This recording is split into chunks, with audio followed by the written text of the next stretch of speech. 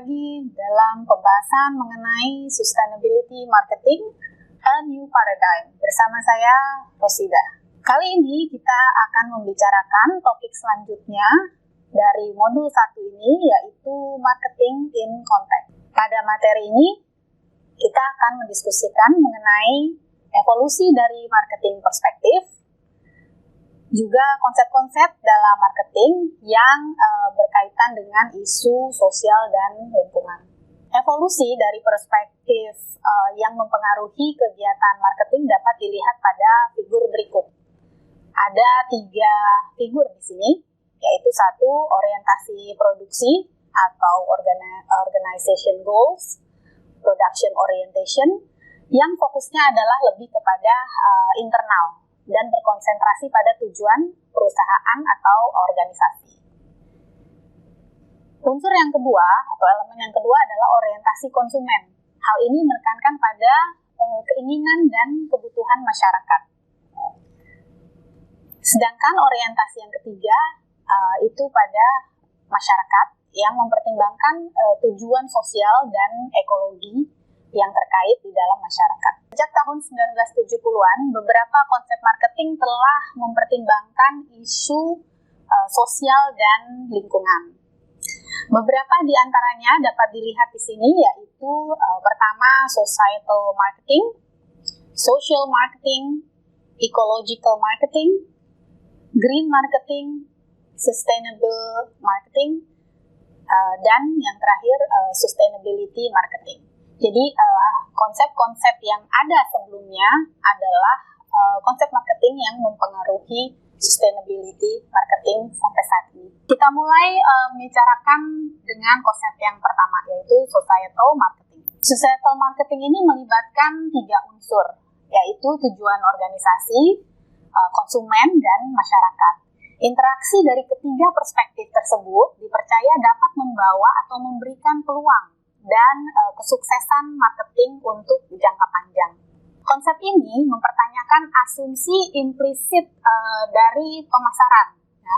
Jadi asumsi konvensional, pemasaran konvensional yang menyatakan bahwa kepuasan kolektif dari kebutuhan dan keinginan konsumen individu selalu merupakan kepentingan jangka panjang yang terbaik, ya, dari untuk kesejahteraan konsumen dan masyarakat. Jadi mereka lebih menekankan pada kebutuhan individu. Namun dalam dikemukakan oleh Bells and Petty pada 2012 dikatakan bahwa societal marketing ini sebenarnya bertumpu pada pemenuhan kebutuhan dan keinginan konsumen yang akan membawa manfaat jangka panjang, ya, dari kesejahteraan masyarakat yang nantinya akan membawa keuntungan bagi perusahaan. Jadi societal marketing itu lebih mempertanyakan, ya, atau memberikan asumsi bahwa sebenarnya yang lebih penting adalah collective satisfaction atau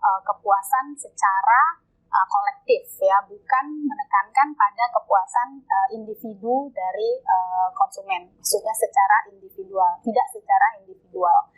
Nah, kepuasan kolektif inilah yang akan membawa keuntungan jangka panjang bagi perusahaan. Selanjutnya kita masuk kepada social marketing. Social marketing ini dapat dilihat dari perspektif individual maupun komunitas, ya, yang skalanya lebih besar, sehingga biasanya disebut dia tidak hanya melingkupi mikro marketing tapi juga makro marketing, ya. Kampanye social marketing biasanya menekankan pada peningkatan awareness dan penyediaan informasi untuk mengubah perilaku individu, ya, bisa juga untuk mengubah perilaku kelompok. Biasanya kampanye social marketing ini mengaplikasikan marketing logic, ya, atau teori dan konsep yang ada dalam marketing, termasuk di dalamnya misalnya marketing mix, ya, dan seterusnya, untuk memotivasi dan memunculkan perilaku yang diinginkan oleh si marketer. Social marketing banyak diaplikasikan pada bidang misalnya public health. Public health ini merupakan satu bidang yang banyak sekali menggunakan kampanye social marketing, ya. Jadi misalnya kampanye yang berkaitan dengan mengurangi ya kegiatan merokok, kemudian kampanye untuk permasalahan alkohol, penyalahgunaan obat, ya, obesitas, dan lain-lain. Namun sekarang ini penggunaan kampanye social marketing itu sudah sangat luas ya pada kegiatan bidang lain, tidak hanya pada public health saja, tapi juga pada masalah-masalah sosial ya. Misalnya kampanye perlindungan lingkungan, konservasi, climate change, social campaign seperti misalnya keluarga berencana, human rights, korupsi, dan lain-lain. Selanjutnya kita masuk kepada konsep yang ketiga, yaitu ecological marketing. Ecological marketing berkaitan dengan aktivitas marketing yang menyebabkan permasalahan bagi lingkungan. Biasanya konsep ini berusaha untuk memberikan solusi bagi masalah-masalah tersebut. Jadi bagaimana mengatasi masalah yang diakibatkan oleh kegiatan marketing. Kata ekologi ini berujuk pada hal-hal yang berhubungan dengan marketing ya, atau makhluk hidup dan atau hubungan antara makhluk hidup dan lingkungannya. Satu produk disebut sebagai ecological product jika dampak negatifnya bagi lingkungan pada masa produksi, penggunaan, atau distribusinya bisa diminimalisir. Nah, sudut pandang yang digunakan dalam konsep ecological marketing merujuk pada penggunaan teori marketing mix ya, atau bauran pemasaran yang terdiri dari produk, place atau tempat barang dijual atau ditawarkan, promotion, dan price ya, atau harga yang dijual atau ditawarkan. Misalnya untuk produk policy ya, misalnya mempertanyakan tentang penggunaan zat-zat penting atau critical substance dan konsumsi energi ya. Bisa juga satu perusahaan mempertanyakan jumlah atau tipe packaging yang digunakan pada produk tersebut. Apakah sudah ramah lingkungan atau tidak. Kemudian konsep yang selanjutnya adalah green marketing. Konsep green marketing menggantikan moral dan motif masyarakat terhadap ecological marketing ya.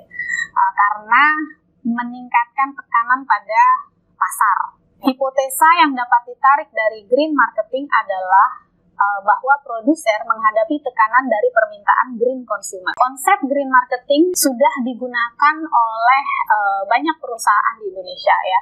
Mereka menggunakan konsep go green ya, baik itu pada produknya, baik itu pada